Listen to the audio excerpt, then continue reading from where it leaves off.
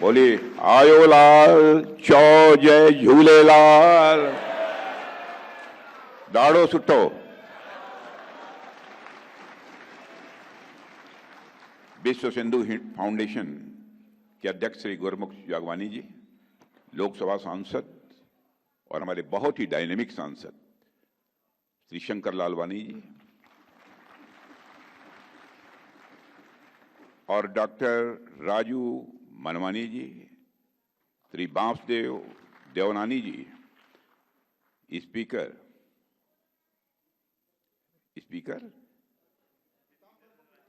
अच्छा पीताम्बर को, श्री श्रीचंद जी कृपलानी, श्री भगवान दास जी शबनानी, श्री अशोक जी रोहानी, श्री कुमार जी एलानी, डॉक्टर पायल कुकरानी, श्री किशोर अजमाणी और यहाँ मौजूद हमारे सिंधी समाज के सभी सम्मानित बहनों एवं भाइयों, जिस समय मुझे आमंत्रित किया गया इस कार्यक्रम के लिए, तो मैं सच कहता हूं कि मुझे बेहद खुशी हुई है।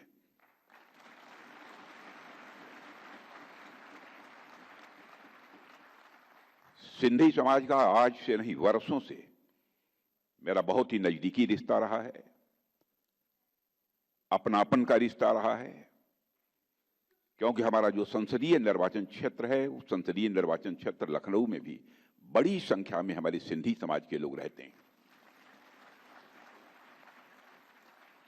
मैंने लखनऊ में देखा है कि जब भी कोई राष्ट्रीय स्तर का कोई कार्यक्रम हो, आयोजन हो अथवा कोई अभियान हो, बढ़ चढ़कर उसमें अपनी भागीदारी यदि कोई सुनिश्चित करता है तो हमारे सिंधी समाज के लोग करते हैं।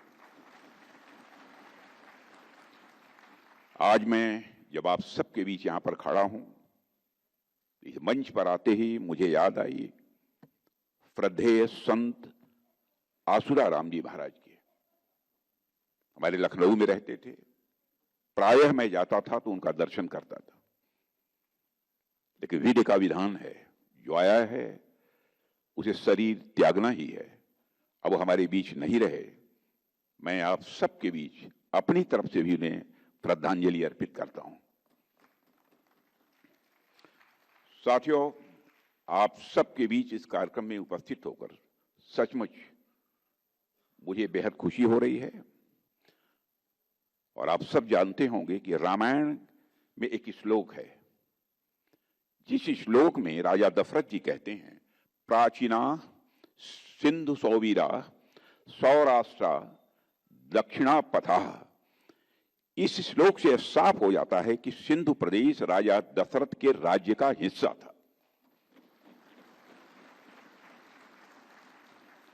और इस श्लोक से यह भी साफ हो जाता है कि सिंधु प्रदेश राजा दशरथ जी के राज्य का हिस्सा था और सिंध वह क्षेत्र भी है जहां वेद ज्ञान सबसे पहले आया।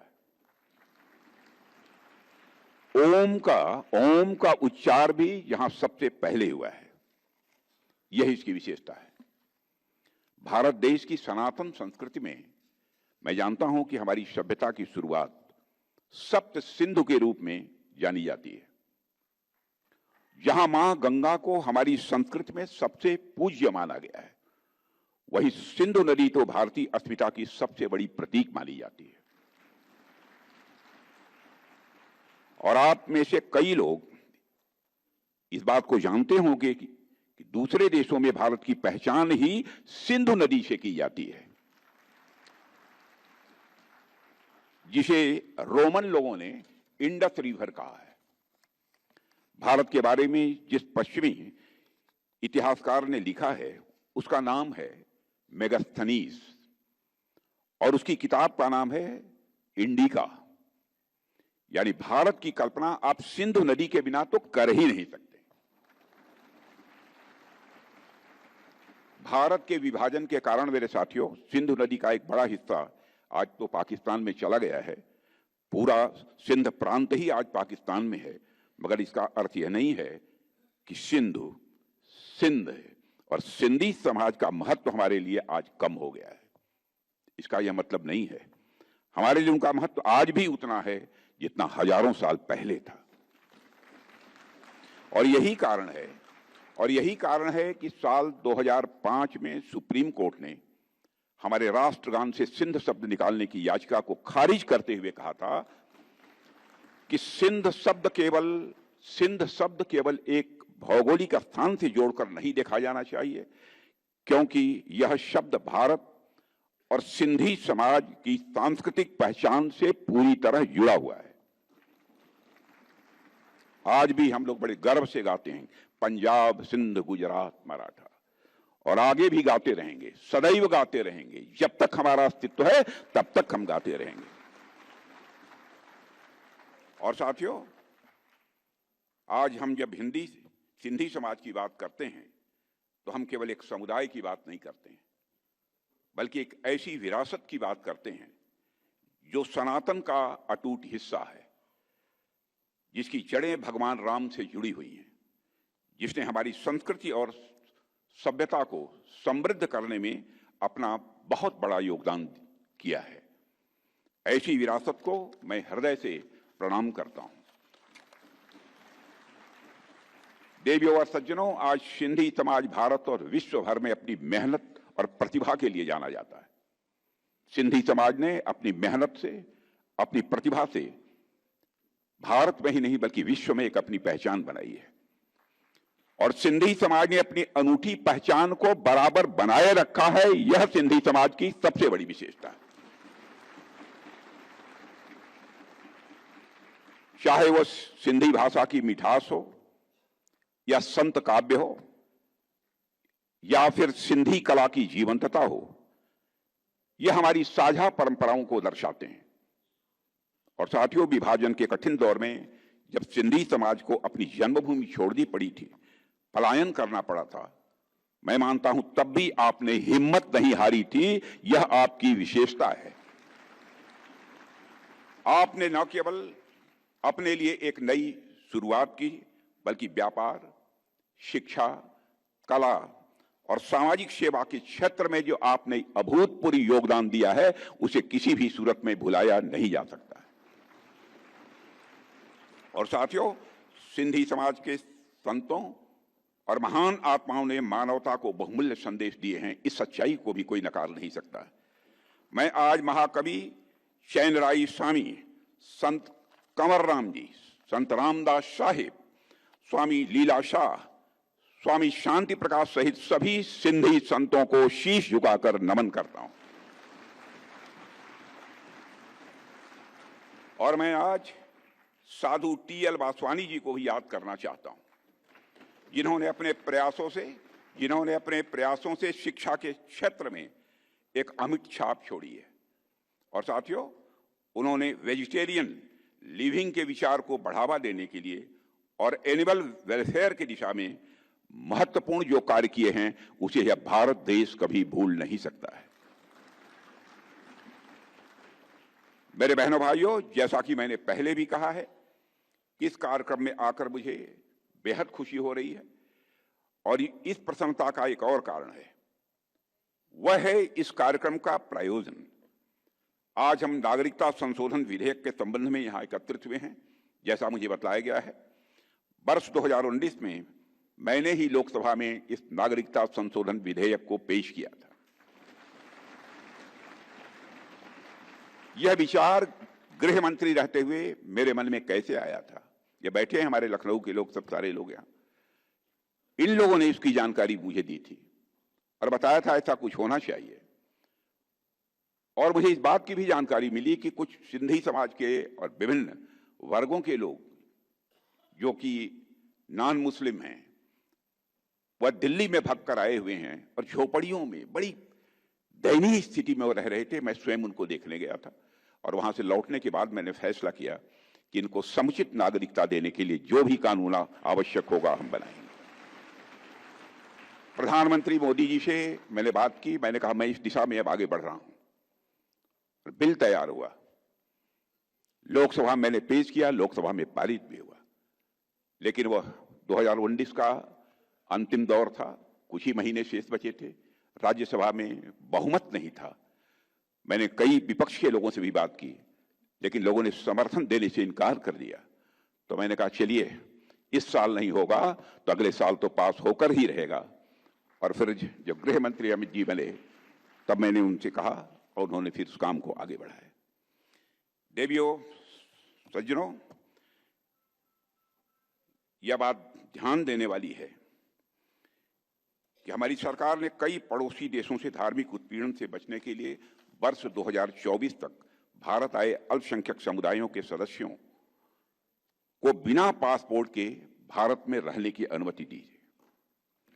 आज मैं कह सकता हूं कि हमारे पड़ोसी देशों के इन भाइयों और बहनों का सम्मान से ही जीने का अधिकार भारत में मिल रहा है और इस अधिकार को दुनिया की कोई ताकत छीन नहीं सकती है। और मैं यह भी कहना चाहूंगा कि पड़ोस के कई देशों में अल्पसंख्यक समुदाय वर्षों से यातना झेलता रहा है। उनके घर जलाए गए, उनके बच्चों को मारा गया, बेटियों के साथ जुल्म अत्याचार किए गए, लोगों का जबरन धर्म परिवर्तन कराया गया। उनमें से कई लोग जब किसी तरह अपनी जान बचाकर भारत आए तो तुष्टीकरण करने वाली पूर्व की कई सरकारों ने भी उन्हें जो राहत देनी चाहिए, राहत देने की बात तो दूर, उनके साथ जिस तरीके का व्यवहार किया गया उसकी जितनी भी निंदा की जाए वह कम है। एक खास समुदाय के वोट बैंक को केवल खुश करने के लिए उन्हें अपना अपमानित किया गया, जलालत उन्हें झेलनी पड़ी। पड़ोस के देशों से आने वाले एक विशेष वर्ग को शरण दी गई, लेकिन इस हिंदू समाज के लोग जो वाकई में इसके हकदार थे उन्हें जो अधिकार मिलने चाहिए थे वो अधिकार नहीं दिए गए। उनके कष्ट को जो समझा जाना चाहिए था, जिस संवेदना के साथ समझा जाना चाहिए था, वो नहीं समझा गया। लेकिन इस पीड़ा को किसी ने समझा तो हमारे प्रधानमंत्री नरेंद्र मोदी जी ने समझा। हमने उस पीड़ा को समझा, उस दर्द को महसूस किया और हमारी सरकार ने कानून बनाकर, मेरे साथियों, यह सुनिश्चित किया कि हम उनके घाव पर मलहम लगाएंगे और हमने उस घाव को भरने का काम किया है जो घाव हमारे बहनों भाइयों को कष्ट दे रहा था, पीड़ा पहुंचा रहा था। इसलिए हम नागरिकता संशोधन विधेयक लेकर आए। अगर मैं सिंधी समाज की बात करूं यहां पर, तो सिंधी लोग सिंधु घाटी सभ्यता के वंशज हैं, जिसे इतिहासकार आज विश्व की सबसे प्राचीन सभ्यताओं में से एक मानते हैं। ऐसे लोग लंबे समय तक सेकंड क्लास सिटीजन, द्वयम दर्जे के नागरिक की तरह जीवन जिए, यह अन्य किसी को मंजूर हो सकता है, लेकिन हम लोगों को किसी भी सूरत में यह मंजूर नहीं था। भगवान झूलेलाल जी ने इस सौभाग्य को हमें दिया, मेरे बहनों भाइयों, कि हम अपने बहनों और भाइयों के लिए यह शुभ कार्य कर पाए। और एक बात मैं बहुत स्पष्ट कर देना चाहता हूं, जो इनविटेशन लेटर मुझे मिला था उसमें कहा गया था कि सिंधी समाज के लोग मेरा आभार व्यक्त करना चाहते हैं, यह लिखा हुआ था, धन्यवाद देना चाहते हैं। लेकिन मेरा मत यह है कि यह कानून कोई आपके ऊपर एहसान नहीं था, आपके ऊपर यह कोई उपकार नहीं था, यह हम सबकी नैतिक जिम्मेदारी थी, हमारे सरकार की नैतिक जिम्मेदारी थी। यह मानवीय कार्य था, यह एक मानवीय कार्य था, यह एक संवेदना का कार्य था, जिस कार्य को हम लोगों ने किया है। ऐसा समाज जो देश के लिए और अपनी मातृभूमि के लिए हमेशा खड़ा रहा है, जिसके नीयत के ऊपर सवालिया निशान कभी नहीं लगा है, जिसने स्वाधीनता संग्राम में अपना अनमोल योगदान दिया है, जिस समाज के पुरुषों और महिलाओं ने भारत की स्वतंत्रता के लिए संघर्ष किया है, जिस समाज के बहुत से व्यापारियों ने नेताजी सुभाष चंद्र बोस और इंडियन नेशनल आर्मी को अपना समर्थन दिया था, उस समाज के लोगों के प्रति हमारा दायित्व है कि चाहे जैसे भी हो, जो भी करना हो, वह सम्मान के साथ अपनी जिंदगी जिए। यह हम सबकी जिम्मेदारी बनती थी और उसी जिम्मेदारी का हम लोगों ने निर्वाह किया है। मेरे बहनों भाइयों, मैं जानता हूं सिंधी समाज के लोगों ने बहुत सारे कष्ट सहे हैं और सिंधी समाज के लोगों ने हमेशा अपनी मातृभूमि के लिए बलिदान दिया है। मैं आज हेमू कालानी जी को भी यहां याद करना चाहता हूं, जिन्हें भारत छोड़ो आंदोलन के दौरान गिरफ्तार किया गया था, उन्हें मौत की सजा सुनाई गई थी। सिंध के लोगों ने दया याचिका दायर की और ब्रिटिशर्स ने इसे मंजूर किया, लेकिन उन्होंने शर्त रखी कि हेमू कालानी जी को अपने साथ के क्रांतिकारियों के नाम उजागर करने पड़ेंगे।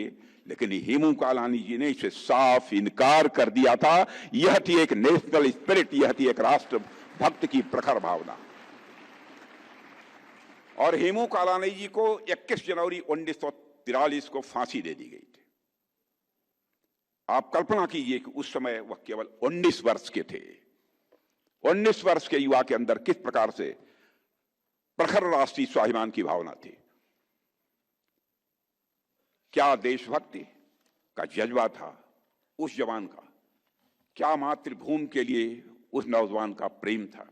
यह दुर्भाग्य की बात है कि उस क्रांतिकारी के बारे में लोगों को जिस हद तक की जानकारी होनी चाहिए वह जानकारी नहीं है। और बहुत कम लोग हैं जिन्होंने उनके बारे में पढ़ा है, बहुत कम लोग हैं जिन्होंने उनका नाम सुना है। मैं हेमू जी को सादर नमन करता हूं, जिन्होंने भारत के स्वतंत्रता संग्राम में अपना योगदान दिया है।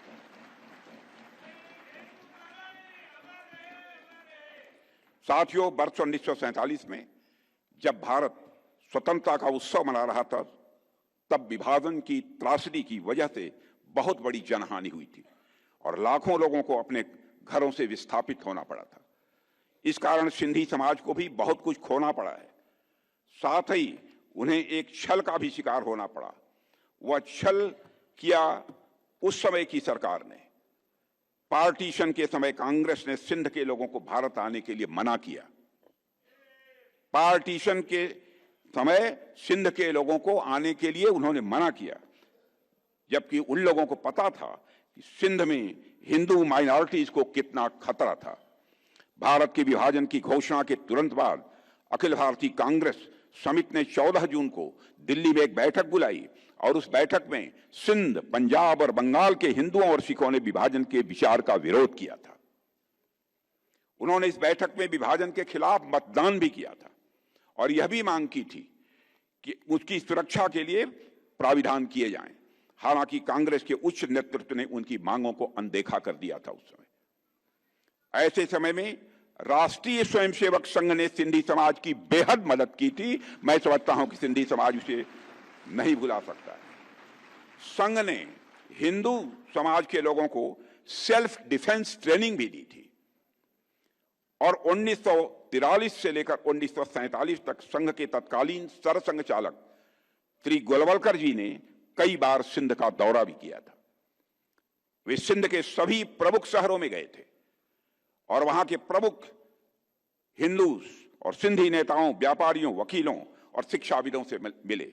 और जब अगस्त 1947 के प्रारंभ में उन्होंने कराची का दौरा किया तो लाखों की संख्या में सिंधी हिंदुओं ने उनका स्वागत किया था।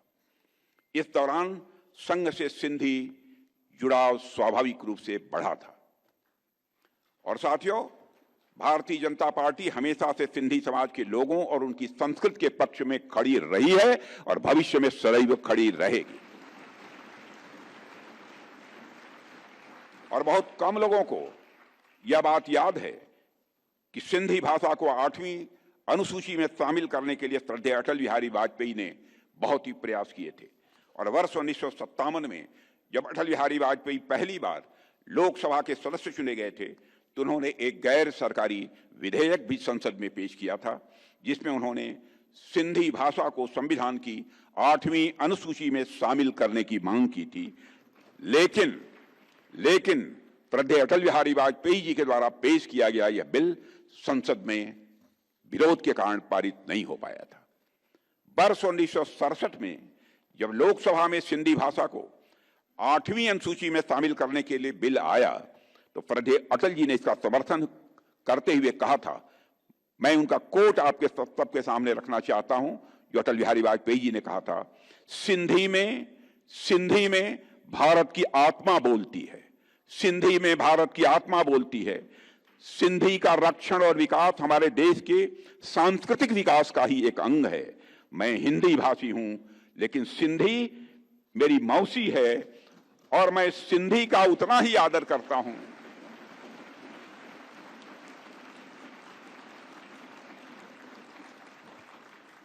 और मैं सिंधी का उतना ही आदर करता हूं जितना कि मैं हिंदी का आदर करता हूं। यह अटल बिहारी वाजपेयी जी ने कहा था। यह स्टेटमेंट इस बात का सबूत है कि हम हमेशा से ही सिंधी लोगों के सम्मान के लिए खड़े हुए हैं, उनके हक के लिए खड़े हुए हैं और सिंधी समाज के अधिकार के लिए बहनों भाइयों खड़े हुए हैं और भविष्य में भी जब भी जरूरत होगी खड़े होते रहेंगे। और हाल ही में महाराष्ट्र की एनडीए सरकार ने सिंधी विस्थापितों को उनकी जमीन का मालिकाना हक दिलाने के लिहाज से एक विशेष अभय योजना 2025 लागू की है और यह योजना सिंधी समुदाय के लिए सम्मान और सुरक्षा की प्रतीक है, जिससे 3 पीढ़ियों को न्याय मिल रहा है इस पहल के कारण। और मैं यहां पर आदरणीय लाल कृष्ण आडवाणी जी का भी जिक्र करना चाहता हूं। हमारे नेता थे, आज हैं। आडवाणी जी ने अपनी एक पुस्तक में लिखा है कि सिंधी हिंदू और विशेषकर उनकी पीढ़ी के लोग अभी भी भारत से सिंध को अलग करने की बात को स्वीकार नहीं कर पाए हैं। न केवल सिंध में बल्कि पूरे भारत में हिंदू सिंधु नदी को पवित्र मानते थे। सिंध के कई मुसलमान भी मानते थे कि सिंधु का जल मक्का के आबे जमजम से कम पवित्र नहीं है। यह मैं उनका कोट बतला रहा हूं, यह आडवाणी जी का कोट। आज सिंध की भूमि, मेरे बहनों भाइयों, यह भारत का हिस्सा भले ही न हो, लेकिन सभ्यतागत रूप से सिंध हमेशा भारत का हिस्सा रहेगा। और जहां तक जमीन की बात है तो बॉर्डर्स तो बदल सकते हैं, क्या पता कल को सिंध भारत में फिर से वापस आ जाए।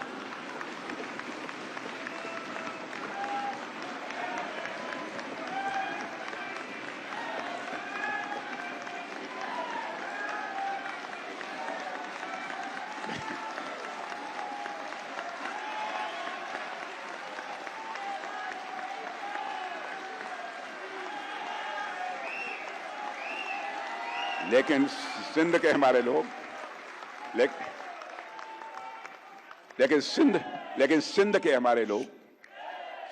हमारे लोग जिन्होंने सिंधु नदी को पवित्र माना है, हमेशा हमारे वो अपने रहेंगे, वो चाहे कहीं भी हों, हमेशा अपने रहेंगे। मेरे बहनों भाइयों, अगर हम इतिहास को देखें तो पाते हैं कि सिंधी लोगों ने भारत की अर्थव्यवस्था में बहुत बड़ा योगदान किया है। अभी लालवानी जी कह रहे थे ना, कौन नहीं जानता इस सच्चाई को। सिंधी भारत की ओरिजिनल ट्रांसनेशनल बिजनेस कम्युनिटी है, ओरिजिनल ट्रांसलेशनल बिजनेस कम्युनिटी है, जिन्होंने अपने स्किल से कॉलोनियल रूल के बावजूद बिजनेसेस को, अपने व्यापार को सफलतापूर्वक संचालित किया है।